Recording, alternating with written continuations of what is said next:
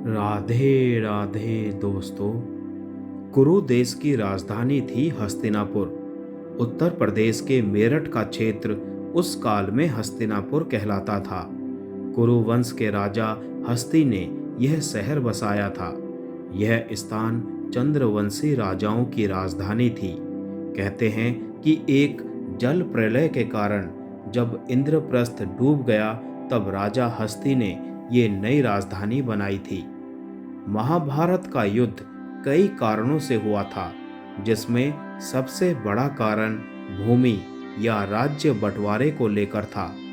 बहुत दिनों की कशमकश के बाद भी जब कोई हल नहीं निकला, तो फिर द्यूत क्रीड़ा का आयोजन किया गया। द्यूत क्रीड़ा में पांडव इंद्रप्रस्थ सहित सब कुछ हार गए।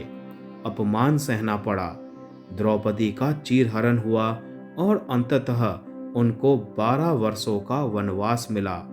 वनवास काल में कई राजाओं से मैत्री कर पांडवों ने अपनी शक्ति को बढ़ाया और कौरवों से युद्ध करने की ठानी। वनवास काल खत्म होने के बाद दुर्योधन के पास यह प्रस्ताव भिजवाया गया कि अगर वो राज्य का बंटवारा चाहते हैं तो बंटवारे में हस्तिनापुर की राजगद्दी पर अपना दावा छोड़ देंगे। युद्ध की आहट जानकर सभी राजाओं ने भी अपना अपना पक्ष तय कर लिया। अंत में दुर्योधन और अर्जुन ने श्री कृष्ण से सहायता मांगी। दोनों जब सहायता मांगने श्री कृष्ण के पास पहुंचे, तब वे बिस्तर पर सो रहे थे। उनके पैरों के समक्ष अर्जुन और सिर के समक्ष दुर्योधन बैठ गए थे। जब श्री कृष्ण जागे तो उन्होंने सबसे पहले अपने पैरों की तरफ बैठे अर्जुन को देखा। इसीलिए उन्होंने अर्जुन को उसका अनुरोध सुनने का अधिकार दिया। श्री कृष्ण ने अर्जुन और दुर्योधन दोनों को ही संबोधित करते हुए कहा कि जैसा कि तुम जानते हो कि मेरे पास एक नारायणी नामक वीरों की सेना है, लेकिन मेरे लिए तुम दोनों एक समान हो। इसीलिए मैं ये प्रतिज्ञा लेता हूँ कि युद्ध में कोई अस्त्र शस्त्र नहीं उठाऊंगा और एक सेना में मैं अकेला निशस्त्र रहूंगा और दूसरी तरफ मेरी नारायणी सेना रहेगी। इसीलिए अर्जुन, मैं तुमको चुनाव का पहला मौका देता हूँ कि तुम मुझे या मेरी नारायणी सेना में से किसी एक को चुन लो। श्री कृष्ण की यह बात सुनकर दुर्योधन घबरा गया। वो सोचने लगा कि निश्चित ही अर्जुन तो नारायणी सेना मांग लेगा, जो कि बहुत ही शक्तिशाली है। यदि ऐसा हुआ तो मैं निशस्त्र श्री कृष्ण का क्या करूंगा। वो ये सोच ही रहा था कि अर्जुन ने बड़ी ही विनम्रता से श्री कृष्ण से कहा कि आप चाहे कोई शस्त्र उठाएं या ना उठाएं, आप चाहें लड़े या ना लड़ें, लेकिन आपसे विनम्र विनती है कि मैं आपको ही अपनी सेना में लेना चाहता हूँ। यह सुनकर दुर्योधन मन ही मन प्रसन्न हो गया। इतना सब कुछ हो जाने के बाद भीष्म पितामह के कहने पर धृतराष्ट्र ने संजय को दूत बनाकर पांडवों से मित्रता और संधि का प्रस्ताव देकर भेजा। संजय ने उपलव्य नगर जाकर युधिष्ठिर से मुलाकात की और संधि का प्रस्ताव रखा।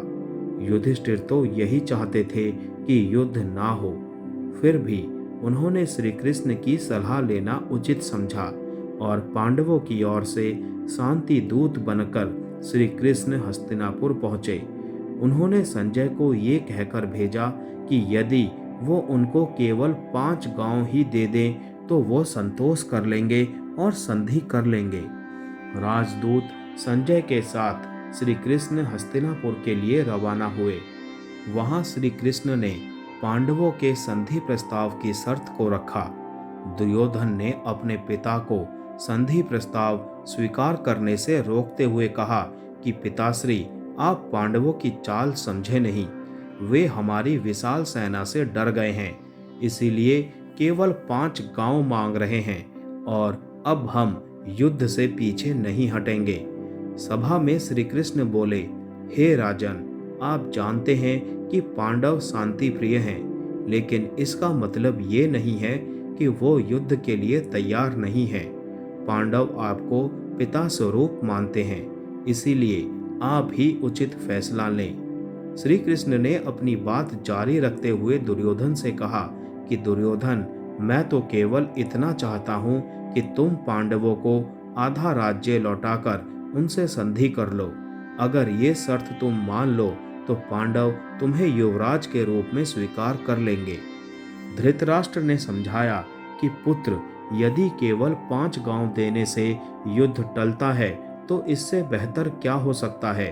इसीलिए अपनी हट छोड़कर पांडवों से संधि कर लो ताकि ये विनाश टल जाए। दुर्योधन अब गुस्से में आकर बोला कि पिताश्री, मैं एक तिनके की भी भूमि उन पांडवों को नहीं दूंगा और अब फैसला केवल रणभूमि में ही होगा। धृतराष्ट्र के बाद भीष्म पितामह और गुरु द्रोण ने भी दुर्योधन को समझाया, लेकिन वो अपनी हट पर अड़ा रहा और उसने अपनी मां गांधारी की बात भी नहीं मानी। तब शांति दूत बने श्री कृष्ण को ज्ञात हो गया कि अब शांति स्थापना की संभावना लुप्त हो चुकी है और वो वापस उपलव्य नगर लौट आए। जय श्री कृष्ण।